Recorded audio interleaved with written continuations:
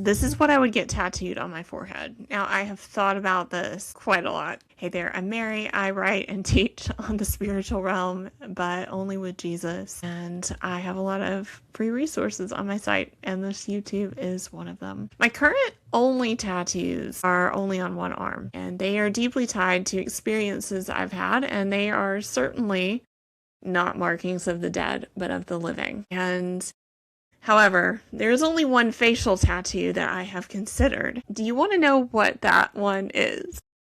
I would write, "Did you ask Jesus about that?" Because this is the most common thing that comes out of my mouth. So I think it would be easier to just write it and have done. From my friends to coaching clients, I am told that this is one of the most common sentences that I speak. And one friend once told me that every once in a while she hears my voice in the back of her head. Did you ask Jesus about that? Quite frequently. That's what I consider a mission accomplished type moment. To be honest, most things in the occult don't really scare me that much. And mostly, I just want to ask more questions like, whose dumb idea was this? Did you ask Jesus about this?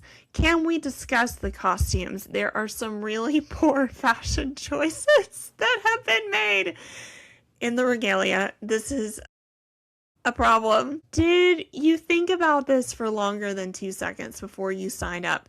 In other words, did you ask Jesus about this? I become progressively more and more unbothered by people's poor decisions. But my fire these days is reserved for those who shield themselves behind religion and its own sorcery of pride.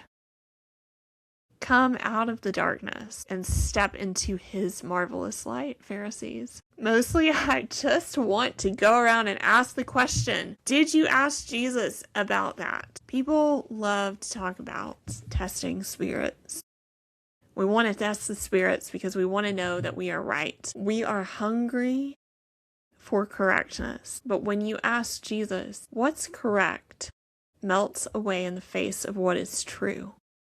Jesus rarely gives direct answers. Often he does give answers that lead you beside the still waters into all the things that were always best for you because Jesus made you.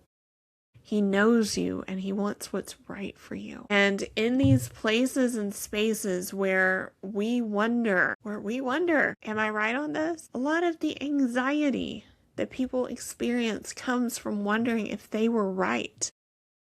And we ask so many questions about what is right, that we rarely stop to ask what is true, what is lovely, what is worthy of thinking about, because instead we choose fear, all of its foibles. And that's why I want to get, did you ask Jesus about that, tattooed on my forehead? Because when you ask Jesus about it, the beauty of truth comes forward. A truth that sees all sides of the coin.